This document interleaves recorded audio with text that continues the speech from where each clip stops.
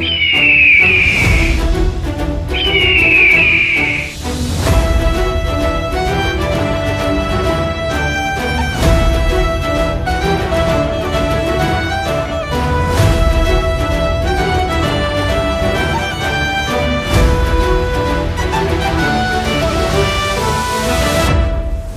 আপনাদের জন্য creation of story পক্ষ থেকে বিশেষ নিবেদন, জেমস ফেনিমোর কুপারের লেখা the last of the Mohicans part 3, the final part. আগের গল্পে আপনি শুনেছেন কুড়া কিভাবে ধরা পড়ল। রেনার্ড টানতে টানতে নিয়ে গেল তাকে। ডেভিড গামুট শত চেষ্টা করেও আটকাতে পারল না। Hawkeye, David Gamut, colonel Munro, Heyward, Chingachgook আর আনকাস ওদের ধাওয়া করলো। এরপর চিঙ্গাচুক হেওয়ার্ডের রূপ বদল করে ইরোকুইদের গ্রামে ঢুকলো আর আনকাস ধরা পড়ল। দেখতে পেল হেওয়ার্ড। তবে শুরু করা যাক the last of the Mohicans final part.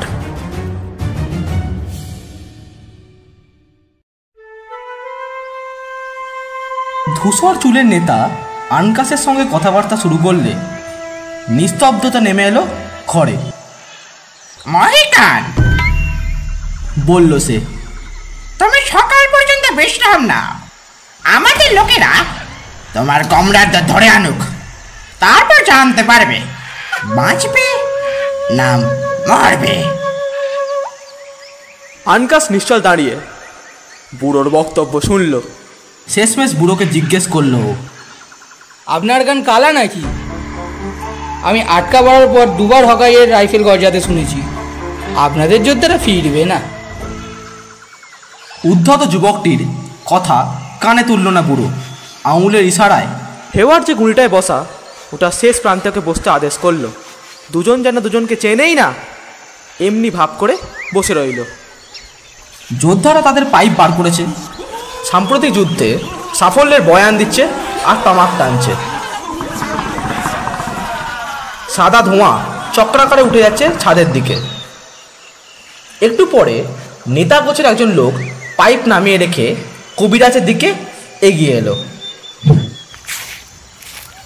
বলল, আমার এক যোদ্ধার বউয়ের গাড়ি খাবিস আত্মা বার করেছে, আপনি ওটাকে খেদাতে পারবেন? রহস্য করে বলল হেওয়ার্ড। আত্মার মধ্যে ইতর বিশেষ আছে, কাউকে কাউকে বশ করা যায়, আবার কোনোটাকে যায় না। মহান কবিরাজকে চেষ্টা করে দেখবেন। এবার মাথা ঝাঁকিয়ে সায় জানালো হেওয়ার্ড, ঝুঁকিটা নিতেই হবে। ও নেতা লোকটির সঙ্গে অসুস্থ মহিলাকে দেখতে যাবে। এই সময় চৌকাঠে একটা লম্বা ছায়া পড়ল। শত্রুকে গটগট করে কাউন্সিল চেম্বারে প্রবেশ করতে দেখে বিস্ময় আর বিরক্তির দ্বৈত অনুভূতি হলো হেওয়ার্ডের। গুঁড়ির এক মাথায় বসে পাইপ টানতে লাগলো রেনার্ড। মুখে কথা নেই। শেষ পর্যন্ত একজন যোদ্ধা নীরবতা ভাঙল। আমার বন্দুকের চমড়িকায় মারতে পেরেছে, ঘুরিয়ে জবাব দিল রেনার্ড। আমার লোকের ভার বইতে কষ্ট হচ্ছে। এই প্রথমবারের মতন ঘরটির চারধারে নজর বোলালো। আনকাসের চোখে চোখ পড়লে তীক্ষ্ণ দৃষ্টিতে পরস্পরকে মেপে নিল ওরা। কোন ঠাসা বাঘের মতো যেন ঝাঁপিয়ে পড়বে এক্ষুনি। আনকাস না, মহিকান!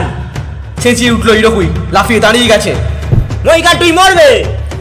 ঘৃণিত অথচ সম্মানিত নামটি সব যোদ্ধাকে দাঁড় করিয়ে দিল। শত্রু রাজ্যে যথাযোগ্য মর্যাদা পেয়ে নীরব হাসি ফুটল আনকাসের ঠোঁটে। তোমরা ভেলোয়াররা সব একটা ভিতর ডিম।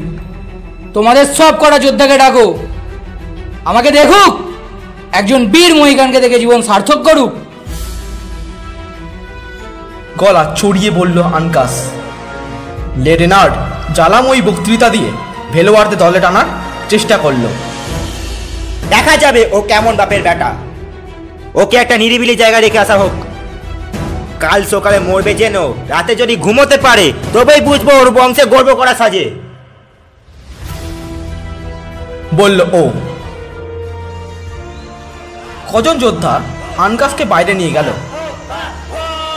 এবার সাহায্যপ্রার্থী ইরোকুই নেতা হাতছানি দিয়ে হেওয়ার্ডকে ডেকে ঘরে ছাড়ল। ইরোকুইদের কুটিরের দিকে না গিয়ে গ্রামের সবচেয়ে বড় পাহাড়টায় পাদদেশে হেওয়ার্ডকে নিয়ে এলো নেতা। খাড়া চড়াইয়ের পথটি ছোট ছোট ব্রাশ ফায়ারে আলোকিত। চূড়োয় উঠে দাঁড়িয়ে পড়ল লোকটি, হাত নেড়ে কবিরাজকে ডাকছে। আচমকা একটা কালো রহস্যময় জানোয়ার পথ জুড়ে দাঁড়ালো। একটা মস্ত বড় ভালুক দুলছে, হিংস্রভাবে গর্জাচ্ছে। ভালুক বশ করা ইন্ডিয়ানদের জন্য কোনো ব্যাপার নয়, জানে হেওয়ার্ড। অনেক ভালুক ইরোকুইদের সঙ্গে বাসও করে, তাই ভয় না পেয়ে জন্তুটার পাশ কাটিয়ে এগোলো। লোমস প্রাণীটা কিন্তু হেলে দুলে ওদের অনুগমন করলো। এবার খানিকটা অস্বস্তিতে পড়ে গেল মেজর। কিছুক্ষণ পরে পাহাড়ের পাশের দিকে সহসা ফুরিয়ে গেল পথটা। ইন্ডিয়ান লোকটা একটা চামড়ার দরজা ঠেলে খুলে কবিরাজকে কটা ঘর পার করিয়ে প্রকাণ্ড এক গুহায় নিয়ে এলো। ভালুকটা পায়ে পায়ে অনুসরণ করছে ওদের, হুঙ্কার ছাড়ছে থেকে থেকে। একটা ঘরে রোগিণীকে দেখতে পেল হেওয়ার্ড।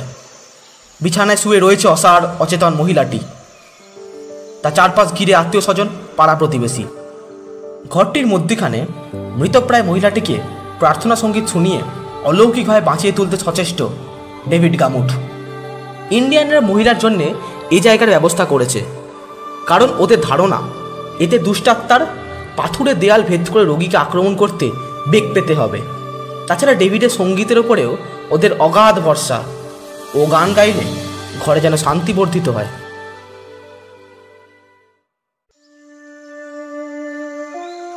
ডেভিড আরেকটি গান ধরলে ঠিক পেছনে একটা অদ্ভুত মানবীয় শব্দ হতে শুনল হেওয়ার্ড।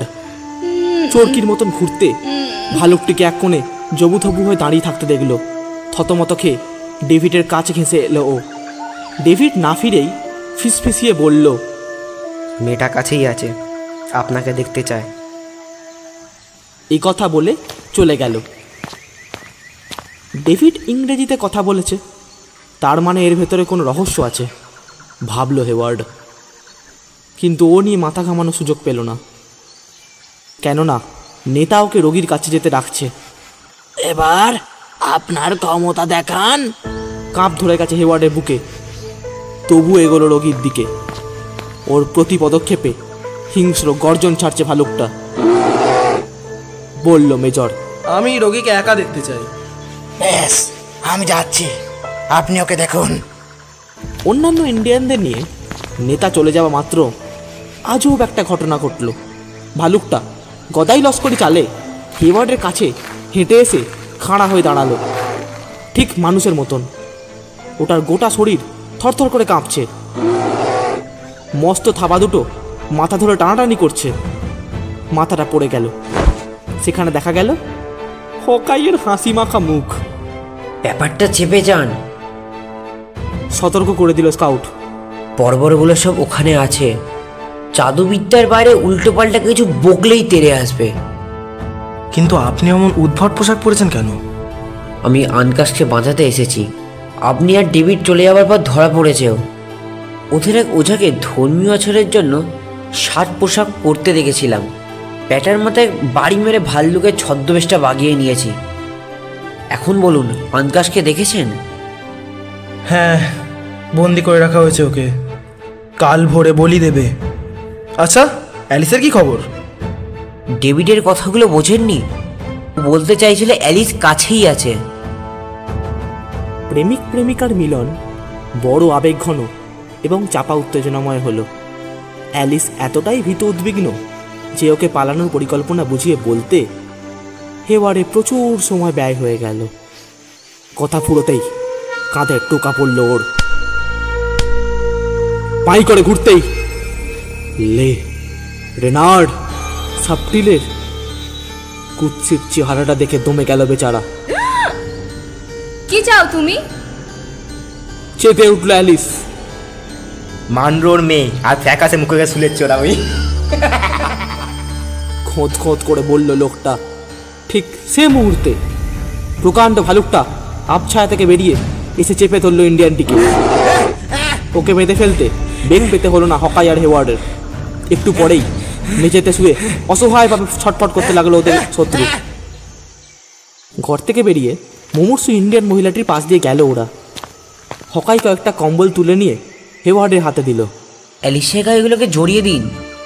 আর শুনুন, বেরোনোর পর এই মেয়ে লোকেদের আত্মীয়দের বলবেন অশুভ আত্মাটাকে আমরা গুহাতে বন্দি করেছি, আর রুগিনীকে জঙ্গলে নিয়ে যাচ্ছি লতা পাতা খুঁজে খাওয়াবো।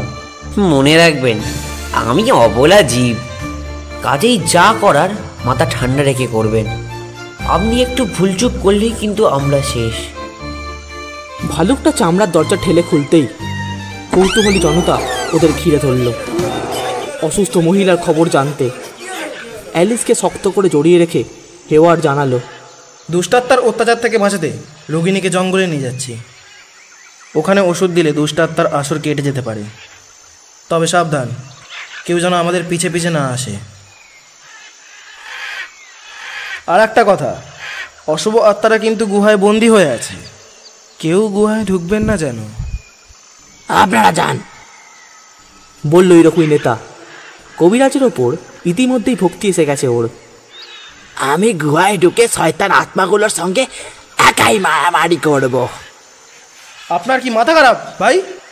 আত্মারা যদি আপনার উপর ভর করে তখন ওগুলোকে বেরোতে দিন, তারপর না হয় গদা পিটিয়ে সিধে করে দেবেন। কাজ হলো। মুহূর্তে আত্মীয় স্বজন পাড়াপড়শিরা একটা গাছের গোড়ায় বসে পড়ল। চেঁচে দেখল 3 জোচ্চোর ঝুপসি গাছগুলোর আড়ালে হারিয়ে যাচ্ছে।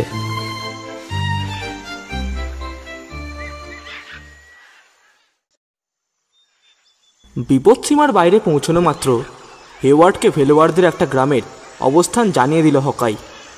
ওই গ্রামবাসী বন্ধু ভাবাপন্ন, ওখানে ভয়ের কোনো কারণ নেই। তারপর বন্ধুদের বিদায় জানিয়ে ভালুকের মাথা পড়ে ফিরতি পথ ধরল। ইরকমই ক্যাম্প থেকে উদ্ধার করবে আনকাসকে। ডেভিড গামুটকে তার কুটির থেকে সঙ্গে নিয়ে ছায়ার আড়ালে আবডালে নিঃশব্দে এগোলো হকাই। অস্থায়ী বন্দি শিবিরের দিকে যাচ্ছে। ওরা পাহারাদারদের মুখোমুখি হলে লোকগুলো সাদর আমন্ত্রণ জানালো, কারণ ওদের ওঝা যে ভালুকের পোশাক পরে। আমার ভাইরা কি শত্রুর কান্না নিজের চোখে দেখতে চায়? প্রশ্ন করল ডেভিড। শত্রুকে অশ্রু বিসর্জন করতে দেখলে বড়রা মজা পায়, জেনেই কথাটা বলেছে। সায় জানালো অসভ্যগুলো।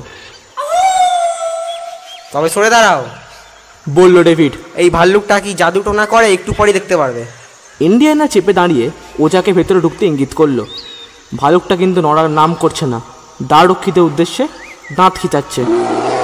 উনি ভয় পাচ্ছেন, ও নিঃশ্বাসের তোরে ইউরোকুই ভাইরাস সব উড়ে ফুড়ে যাবে। তোমরা আর একটু পেছনে সরে যাও। ইরকুইরা ভয়ের চোটে একটু না বহুদূর হটে গেল। এবার নিশ্চিন্তে ঘরে প্রবেশ করল ওরা দুজন। কুটিরের ভেতরটা খুবচি মতন শুনশান। এক কোণে পড়ে থাকা আনকাসের মাথার ওপরে কেবল একটা নিভন্ত মশাল। ওর 4 হাত পা পেছন দিকে বাঁধা। ওর বাঁধন খুলে দিন, আদেশ করল হকাই। আনকাস, তুমি আমার চামড়াটা পরে নাও। ছদ্মবেশ খুলে আনকাসের উদ্দেশ্যে ছুঁড়ে দিল ও। এবার গানের শিক্ষককে বলল হকাই, আপনি আর আমি কাপড় বদলা বদলি করব। আপনার গানের বই আর চশমাটাও দেবেন। এখন ভেবে দেখুন, আমার সঙ্গে যাবেন নাকি আনকাসের জায়গা নেবেন। আমি থাকবো, দৃঢ় কণ্ঠে ঘোষণা করল ডেভিড। বাঘের বাচ্চা, বলল হকাই। হকাই আর আনকাস, ডেভিড গামুট এবং গ্রিজলি ভালুকের ছদ্মবেশ সবার নাকের ডগা দিয়ে ড্যাং ড্যাং করে বেরিয়ে গেল। অভিযাত্রীরা জঙ্গলে সীমান্তে পৌঁছা মাত্র বন্দিশালা থেকে উচ্চ গ্রামে চিৎকার শোনা গেল। তড়িত ভালুকের চামড়া মুক্ত হলো মহিকান যুবকটি। একটা ফার গাছের নিচে ওটা ফেলে দিয়ে বনে ঝুঁচকো আধারে হকাইয়ের পাশাপাশি ছুটতে লাগলো। বন্দি উড়ে গেছে টের পেয়ে প্রায় 200 ক্রুদ্ধ ইরকুই রাতের অন্ধকারে রে রে করে তেড়ে বেরোলো। লেরনার্ডের নির্দেশের অপেক্ষা করছে, পলাতকদের ধাওয়া দেবে নাকি যুদ্ধের প্রস্তুতি নেবে। কিন্তু নেতা কোথায় ঠিক সে সময় হকাইয়ের কাছে চামড়া খোয়ানো ওঝাটি গ্রামে ফিরে এলো। সে সমস্ত বর্ণনা করলে হেওয়ার্ডকে গুহায় নিয়ে গেছিল যে নেতাটি, সেও তার কাহিনী ব্যাখ্যা করল। চালাকির গন্ধ পেয়ে 10 জন বাছাই করা নেতা গুহার উদ্দেশ্যে পা বাড়ালো।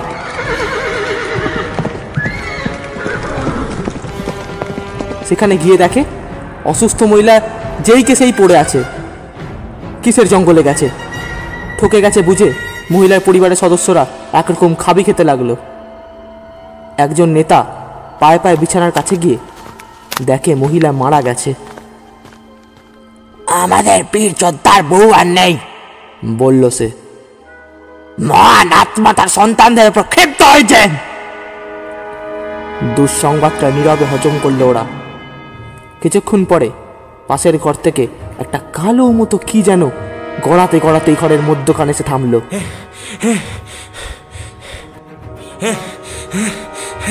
লে রেনার্ড সাবটিল, তাকে তক্ষুনি বাঁধনমুক্ত করা হলো। ক ঘন্টা পরে গোটা গোত্র সমবেত হলো কাউন্সিল চেম্বারে। স্পষ্ট বোঝা যাচ্ছে হকাই আর হেওয়ার্ডের চাতুরির কাছে লজ্জাজনকভাবে হেরে গেছে ইন্ডিয়ানরা। অপমানিত যোদ্ধারা মুহুর মুহুর অনহুঙ্কার ছাড়ছে। রানারদের পাঠানো হলো সর্বত্র। ওরা ফিরে এসে জানালো শত্রুরা ভেলোয়ারদের তাঁবুতে আশ্রয় নিয়েছে। এবার লে রেনার্ড তার পরিকল্পনা ঘোষণা করল। সে ছোট্ট একটা দল নিয়ে ভেলোয়ারদের গোত্রের কাছে যাবে, শান্তিপূর্ণভাবে বন্দীদের ফিরিয়ে দেওয়ার অনুরোধ করবে। কাউন্সিল সোল্লাসে সায় জানালো।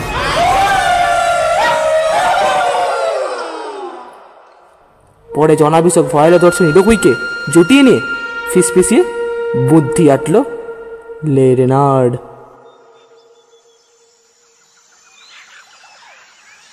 পরদিন কাক পড়ে ঘোড়ায় চেপে বেরিয়ে পড়ল সদল বলে। কিন্তু ভেলোয়ারদের গ্রামে প্রবেশে সোজা রাস্তাটি না ধরে বিবরের হ্রদের পাশ দিয়ে ঘোড়া দাবড়ালো।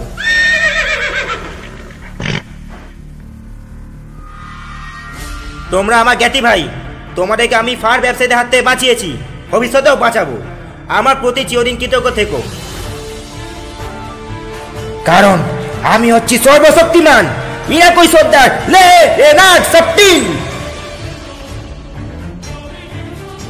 মৃদুমন্দ বাতাসে উঠছে লে রেনার্ডের আংরাখা। বিবরের টোটে মুচিয়ে ধরাতে রাজপুরুষের মতন দেখাচ্ছে ওকে। ঘোড়ার রাশ টানলো ও বিবরদের সঙ্গে কথা বলতে। লোমস জানোয়ারগুলো ওর গোত্রের প্রতীক।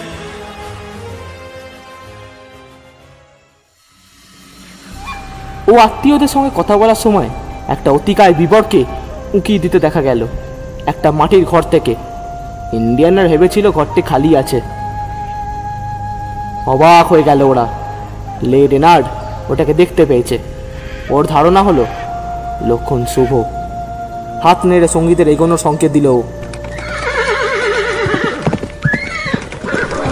জঙ্গলে ঢোকার মুখে পেছনে ফিরে চাইলে দেখতে পেত ঘর থেকে বেরিয়ে এসছে মস্ত বিবরটি।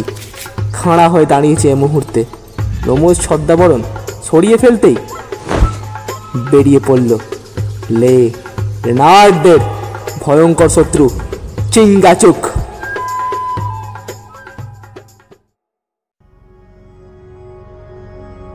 লে রেনার্ডকে দেখে শোরগোল পড়ে গেল ভেলোয়ার গ্রামে।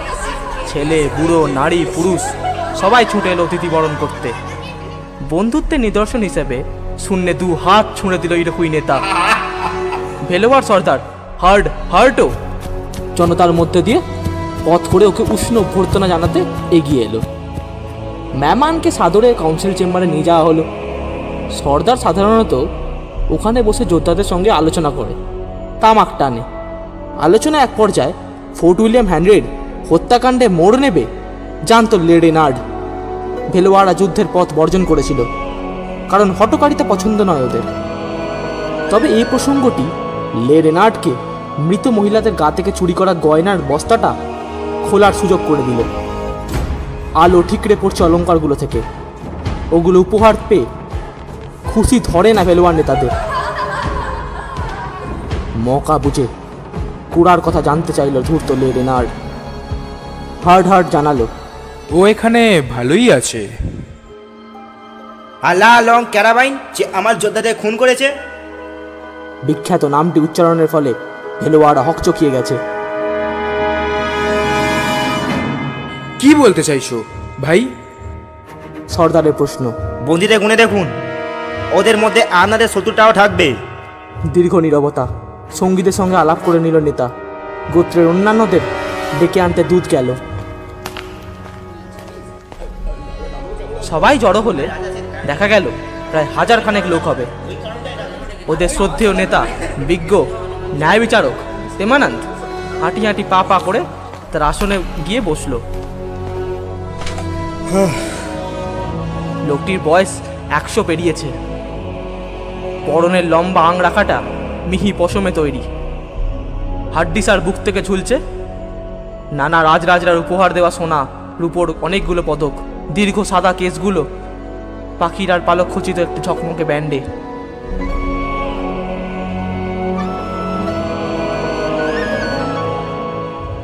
শীঘ্রই বন্দি শিবির থেকে লোক নিয়ে আসা হলো।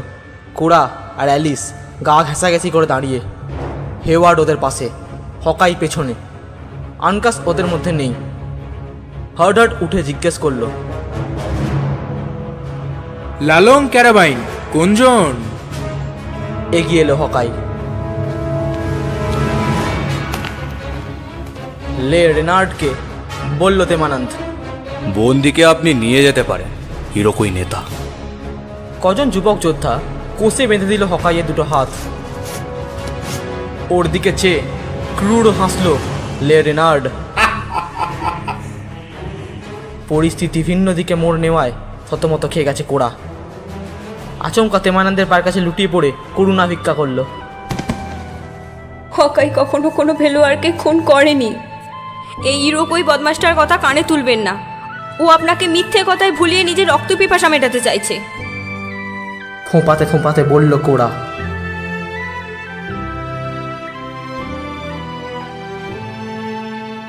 কে তুমি?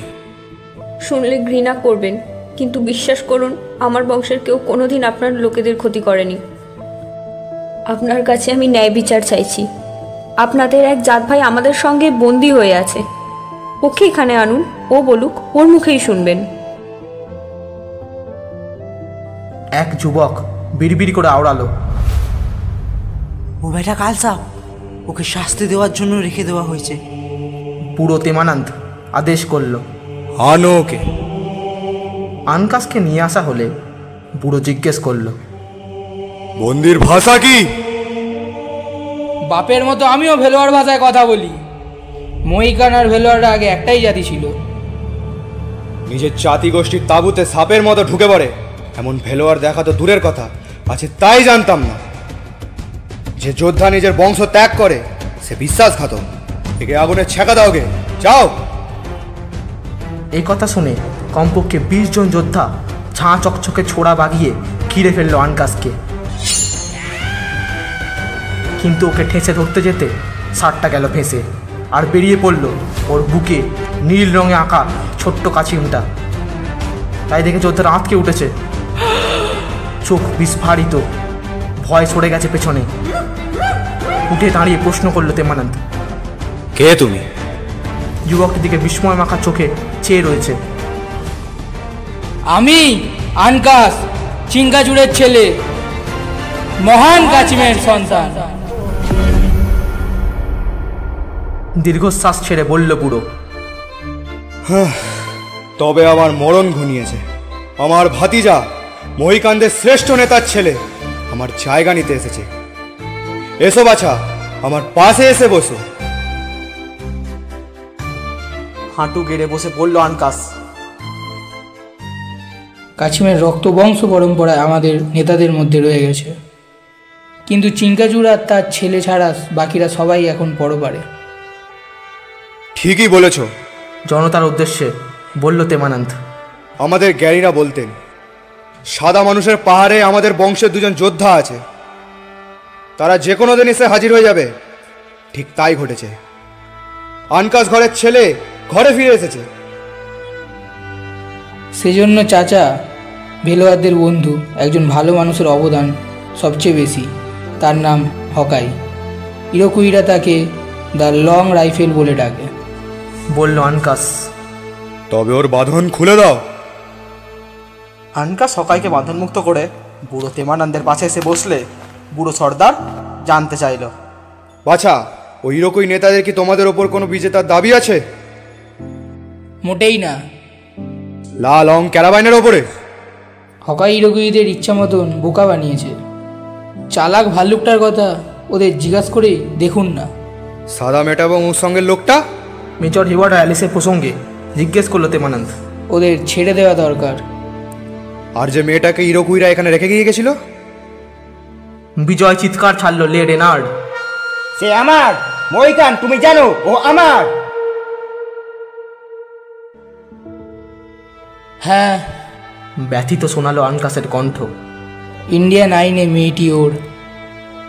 কোরার উদ্দেশ্যে মোলায়েম স্বরে বলল তেমানন্দ। একজন মহান যোদ্ধা তোমাকে স্ত্রী হিসাবে পেতে চাইছে। ওর সঙ্গে যাও, তোমার বংশের কোনো ক্ষতি হবে না। আতঙ্কে চিৎকার করে উঠল কোরা। কখনো না, এত বড় অসম্মান আমি কখনো সইব না। তেমানন্দ এবার লে রেনার্ডের দিকে ফিরে চাইল। ও আমার। গর্জে উঠল লে রেনার্ড। আপনি আদেশ দিন। দাঁড়াও লে রেনার্ড, চেঁচিয়ে বলল হেওয়ার্ড। একটু বোঝার চেষ্টা করো। কোরার মুক্তিপণ তোমাকে মস্ত বড়লোক করে দেবে। তোমার কুটির আমরা সোনা, রূপা, তামা আর পাউডারে ভরে দেব। চাই না সব, আমি চাই বদলা।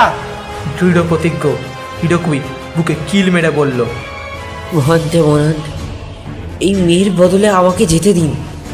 আমাকে বন্দী হিসেবে পেয়ে ইরোকুইরা খুশি হবে। মিনতি করল হকাই। আমি যা বলার বলে দিয়েছি। এক কথা বলা আমার পক্ষে বারবার সম্ভব নয়। দৃঢ় কণ্ঠে বলল ভেলোয়ার নেতা। ওর কথা শুনে কোরার বাহু চেপে ধরল লে রেনার্ড। চলো কুটিরে চলো। হেওয়ার্ড দিয়ে গিয়ে বড়বটটার মুখের সামনে মুঠো নাচালো। ভেলোয়াররা তোমাকে বাধা না দিলেও আমি দেব। তবে জঙ্গলেই চলো, ওইখানেই বোঝাপড়া হবে। ঠান্ডা গলায় বলল লে রেনার্ড। দাঁড়ান, চেঁচালো হকাই। ফেলে সরিয়ে দিল হেওয়ার্ডকে। ও আপনাকে নিয়ে গিয়ে জঙ্গলে অ্যাম্বুশ করবে। হ্যাঁ, মেজরকে বলল আনকাস। তারপর লে রেনার্ডের দিকে ফিরে বলল, যাও, কিন্তু জেনে রাখো, গাছের মাথায় সূর্য দেখা গেলে আমার লোক তোমার পিছু নেবে। আমি চললাম। জনতার উদ্দেশ্যে ঘুষি বাগিয়ে বলল লে রেনার্ড। কুত্তা, খরগোশ আর চোরদের মুখে থুতু দি। অনিচ্ছুক বিমর্ষ বন্দিকে ঘোড়ায় চাপিয়ে জঙ্গলের উদ্দেশ্যে রওনা হলো লে রেনার্ড।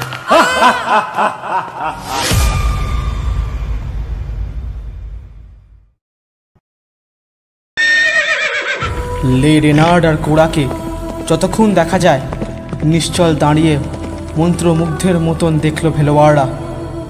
ইংরেজ মহিলার পোশাক পর্ণরাজিতে মিশে গেলে যে যার পথ ধরল।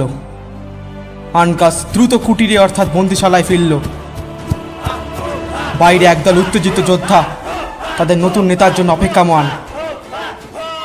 প্রথমে ওয়েব পেন্ট মাখা 6 জন যোদ্ধা কুটির থেকে বেরোলো।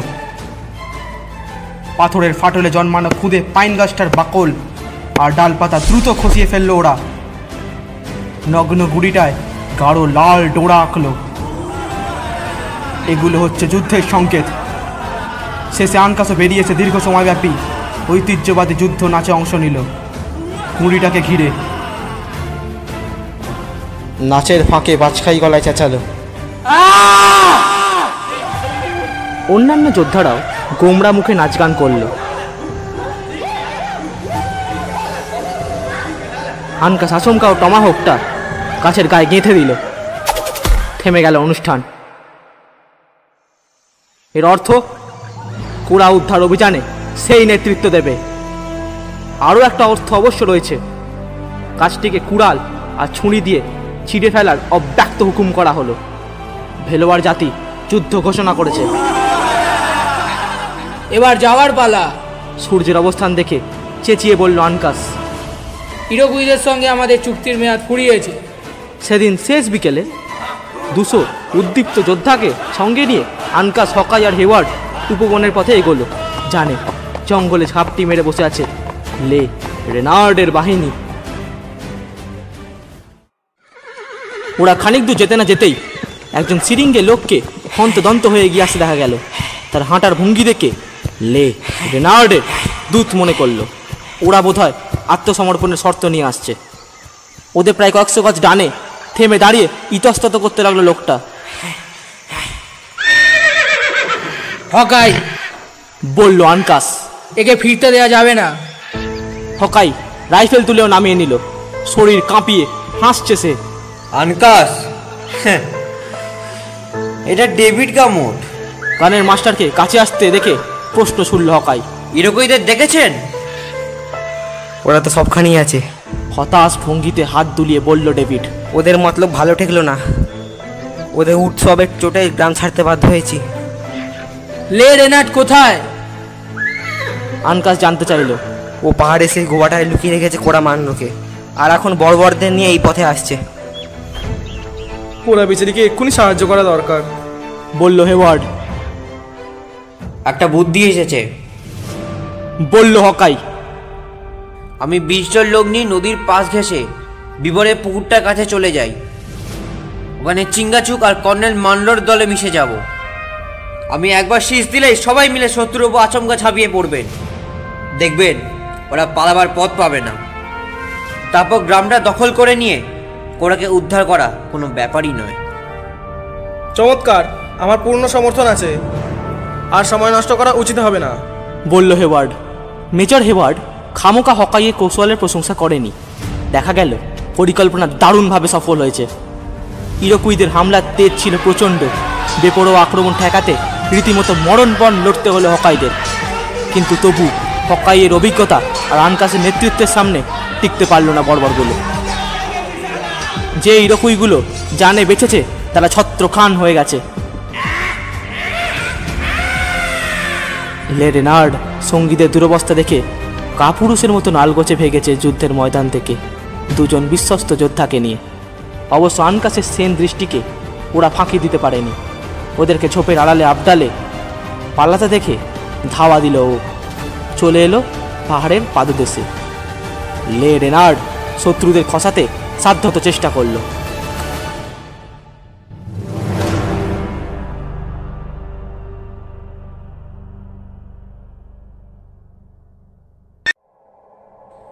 খাড়া পাহাড় বেয়ে উঠে গুহায় সেদিয়ে পড়েছে ওরা। আনকাস সদল বলে সংকীর্ণ পথ ধরে ওদের পিছু নিল। চোখে পড়ল পালাচ্ছে বর্বরগুলো। রহস্যময় গুহাটার খুবচি সুড়ঙ্গ আর ভূগর্ভস্থ ঘরগুলো দৌড়ে পেরোনোর ফাঁকে লে রেনার্ডকে তন্ন তন্ন করে খুঁজছে আনকাস। বর্বরটা চাঁদি হাতে পেতে যেন উন্মাদ হয়ে গেছে ও। হেওয়ার্ড আর হকাই ওর পিছু পিছু ছুটছে। গুহাপথ এখন এবড়ো খেবড়ো এবং জটিল। অসভ্যরা এ যাত্রা বোধহয় পাড়ি পেয়ে গেল। হঠাৎ সামনের সুড়ঙ্গে একটা সাদা রঙের উড়ন্ত আংরাখা দেখতে পেল ওরা। ওটাই কোড়া, চেঁচিয়ে উঠল হেওয়ার্ড। ভীতি আর আনন্দের দ্বৈত অনুভূতি হলো ওর। সাহস হারাবেন না, কোড়ার উদ্দেশ্যে চিৎকার করে বলল হকাই।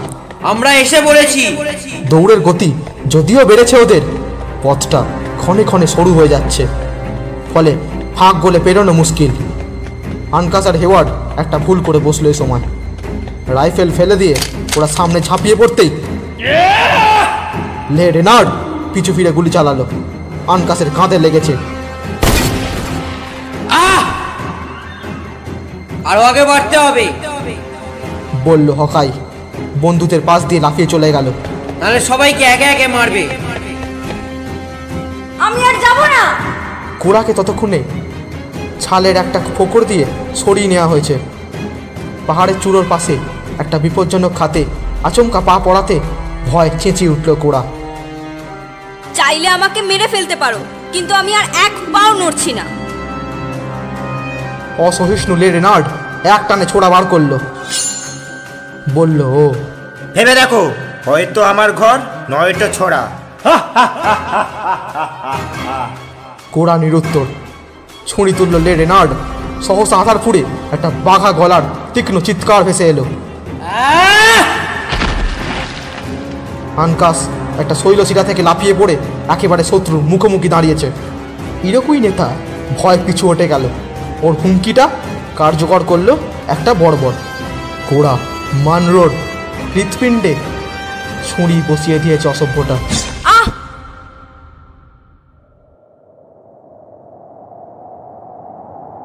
কোড়া মানরোড হৃৎপিণ্ডে ছুরি বসিয়ে দিয়েছে অসভ্যটা। এমন জোর বিঁধেছে ছুরিটা যে ওই কষ্টে কোড়া মানরোড মুখ দিয়ে চিৎকার বেরোলো না। আনকাসের চোখের সামনের দিকে টলে পড়ে গেল কোড়ার নিশ্চল দেহখানি।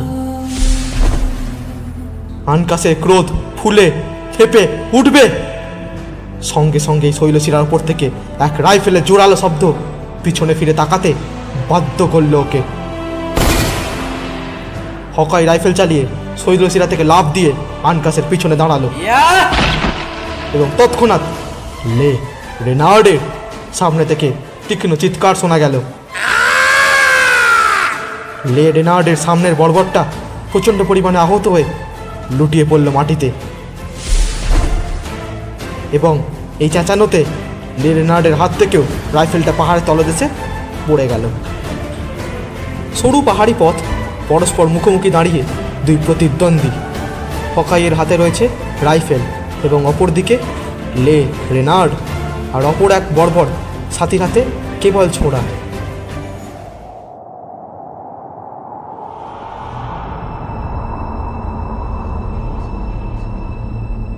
হকাইয়ের হাত থেকে রাইফেল কেড়ে নলটি উঁচিয়ে ধরল আনকাস।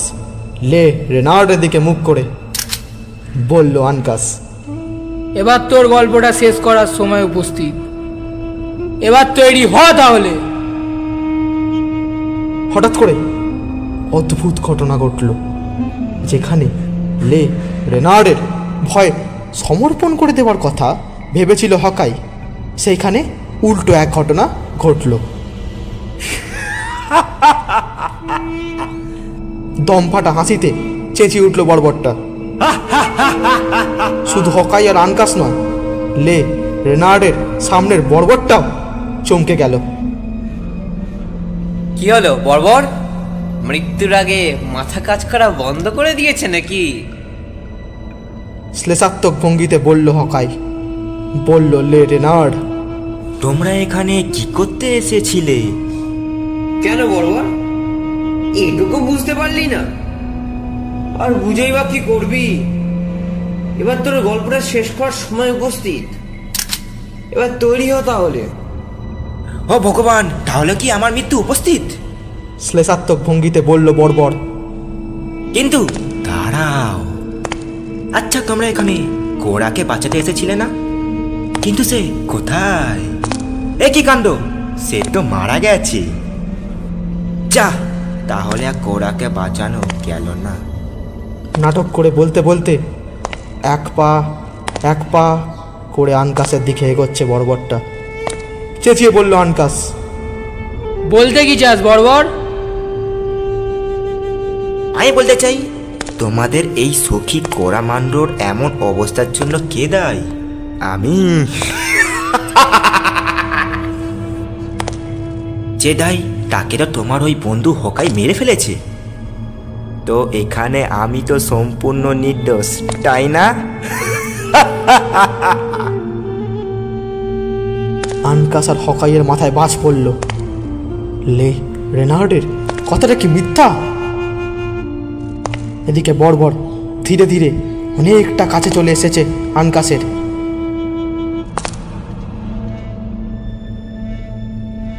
না, তুমি মিথ্যা বলছো। এইভাবে নিজের দোষটা তুমি লোকাতে পারবে না বর্বর। একজন মহিলার ইচ্ছের বিরুদ্ধে অপহরণ করার কি কোনো দোষ হয় না? দূর থেকে শৈলশিরা থেকে নামতে নামতে চেঁচিয়ে বলল হেওয়ার্ড। চিৎকার শুনে এক পলকের জন্য হকাই আর আনকাস পিছনে ফিরে শৈলশিরার উপর তাকালো। ব্যাস, সঙ্গে সঙ্গে লে রেনার্ড এক ঘুষি মেরে আনকাসের হাত থেকে রাইফেলটা কেড়ে নিল। অপরদিকে হেওয়ার্ড চেঁচাতে চেঁচাতে ও দৌড়াতে ওদের কাছে তো এলো, কিন্তু কোনো রাইফেল সে আনেনি। কি যেন বলছিল কে? কার যেন গল্প শেষ? ওদের দিকে রাইফেলের নল উঁচিয়ে বলল লে রেনার্ড, একজনকে প্রাণ দিতেই হবে, নাহলে তিনজনেরই প্রাণ যাবে, বলল হকাই। আর বলা মাত্রই ছুটে গেল আনকাস। আনকাস, কি করলে? ও তোমাকে মেরে দেবে, বলল হকাই। ব্যাস তাই ঘটল। রাইফেল চালালো লে রেনার্ড। গুলি সোজা গিয়ে লাগলো আনকাসের জখম হাতে। আনকাস ঘুরে গিয়ে পড়ল লে রেনার্ডের পায়ের কাছে। আর সঙ্গে সঙ্গে আনকাসের পেছন দিয়ে ছুটে আসছে হকাই। দেখতে পেল লে রেনার্ড আনকাসের দিক থেকে রাইফেল সরিয়ে হকাইয়ের দিকে তাক করেছে। যেমনি না তাক করা তেমনি আনকাস অপরে এক হাত দিয়ে টান মেরেছে লে রেনার্ডের এক পা। লে রেনার্ড পিছলে পড়তেই হকাই মারল তার মুখে এক ঘুষি। ঘুষি মেরেই বাগিয়ে নিল রাইফেলটা। লে রেনার্ড পিছনে ঘুরে পড়তেই ওর পেছন দিক থেকে ধেয়ে এলো ইরোকুই বর্বর। ছোড়ার আঘাত পায়ের মধ্যে বিদ্ধ হলো হকাইয়ের।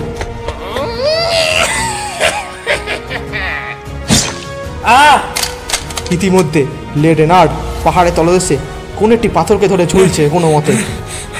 খসে পড়লেই 1000 ফিট গভীরে পড়বে সে। হকাই উঠে দাঁড়াতে পারছে না। তার চোখের সামনেই হিরোকুই বর্বর খুন করলো আনকাসকে। আনকাসের অসার দেহ কিছুই করতে পারল না।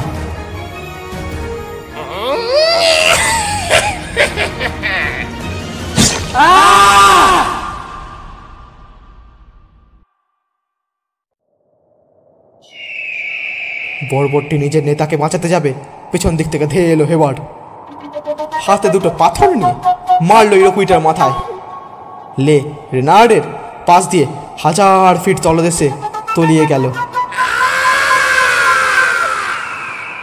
হেওয়ার্ড আর হকাই ধেয়ে যেতেই একটি বড় পাথরের পেছনে লুকিয়েছিল, তাই কারোর খেয়ালে আসেনি যে হেওয়ার্ডও ছিল। হকাই রাইফেল গর্জে উঠল এবং একই সঙ্গে মাটি থেকে আলগা হয়ে গেল ছোপটি। লে রেনার্ড হাত ছেড়ে দিয়ে মৃত্যুকে আলিঙ্গন করতে সোজা কয়েক 1000 ফিট নিচে পড়তে লাগলো।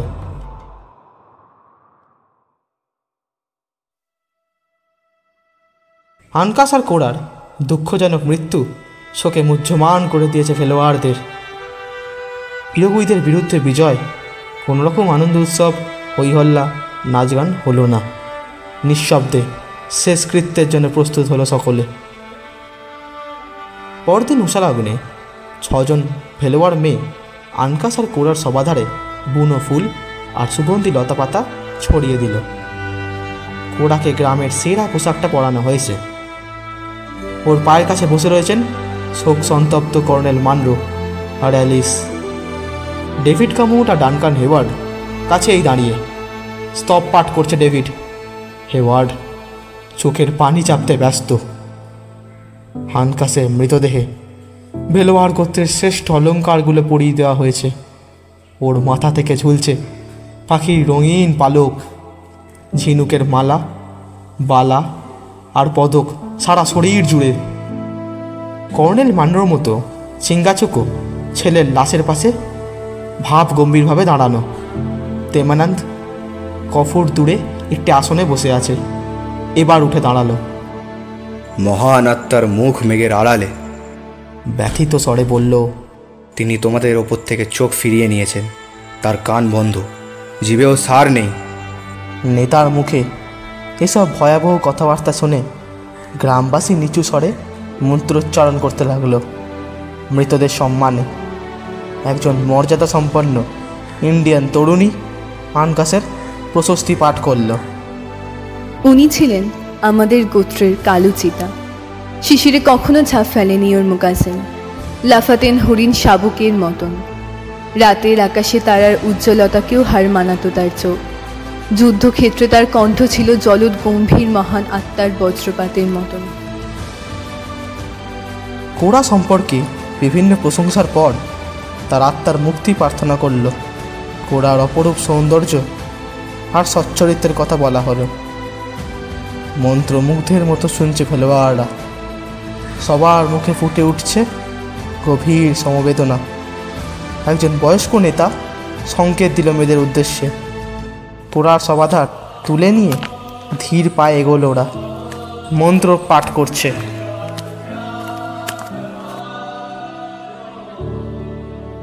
ডেভিড ফিসফিস করে কর্নেল মানরোকে বলল, ওরা আপনার মেয়েকে নিয়ে যাচ্ছে। আমাদের দেখা উচিত, যাতে খ্রিস্টান ধর্মতে ওর শেষকৃত্যটা হয়। অ্যালিসকে নিয়ে নির্জন গোলাকার টিলাটির দিকে মন্থর পদক্ষেপে এগোতে লাগলেন মানরো। নরম মাটিতে শুইয়ে দেওয়া হয়েছে কুড়া মৃতদেহ। চারপাশে সতেজ তরুণ পাইনের গাছ। ইন্ডিয়ান তরুণীরা সামান্য ইতস্তত করছে। পোড়ার পরিবার ওর অন্ত্যেষ্টিক্রিয়ায় খুশি কিনা বুঝতে চাইছে। মেয়েরা, তোমরা যথেষ্ট করেছো। সাদা মানুষরা তোমাদের ধন্যবাদ জানাচ্ছে। হকাই ওদের মাতৃভাষায় বলল। ডেভিড গামোটের দিকে তাকালো। সে বইয়ের পাতা উল্টাচ্ছে দেখে জুড়ে দিল। খ্রিস্টান ধর্ম যিনি জানেন, তিনি বোধহয় কিছু জানাতে চান। গানের শিক্ষক স্তোত্র পাঠ করল। ইন্ডিয়ান মহিলারা নীরবে শুনল। ভঙ্গিটা এমন যেন বুঝতে পারছে প্রতিটা কথা। শেষকৃত্য অনুষ্ঠিত হলে পর চলে গেল ওরা। কর্নেল মানরো বিষণ্ণ মনে কেবল দাঁড়িয়ে রইলেন। ঘোড়ায় চেপে বসে শেষবারের মতন কবরস্থানের দিকে চাইলেন ভদ্রলোক। তারপর গ্রামবাসীদের বিদায় জানিয়ে সদল বলে জঙ্গলের পথ ধরলেন।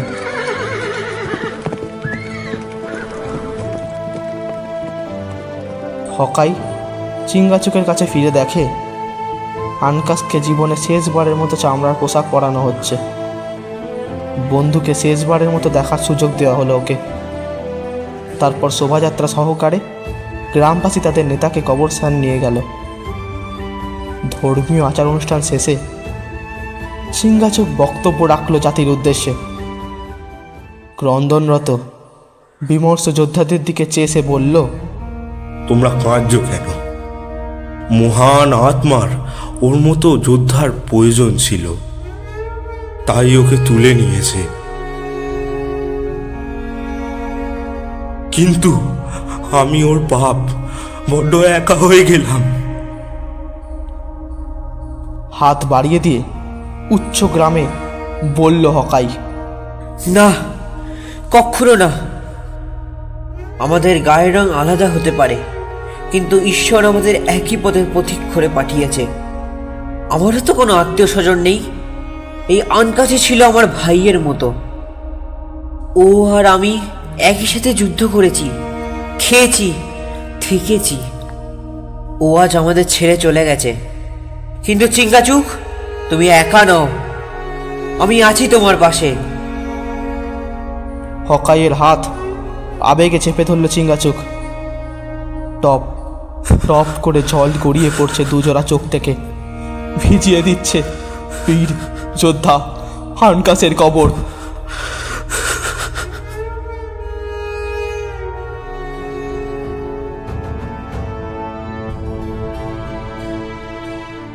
এই ঘটনার বহু বছর পরেও দুঃসাহসী লোক দুজন যখন নিউ ওয়ার্ল্ডের বন জঙ্গল চষে বেরিয়েছে, তখনও আনকাসের কবরে অঙ্কুরিত সম্পর্কের বাঁধনকে ওরা মনে রেখেছে। কারণ আনকাসই যে ছিল মহিকানদের শেষ বংশধর।